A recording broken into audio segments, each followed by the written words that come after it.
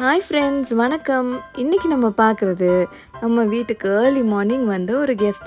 ஒரு 3 o'clock இருக்கும். பயங்கர சவுண்டாக இருந்துச்சு. அப்போ தான் வெளியில் வந்து பார்த்தோம்.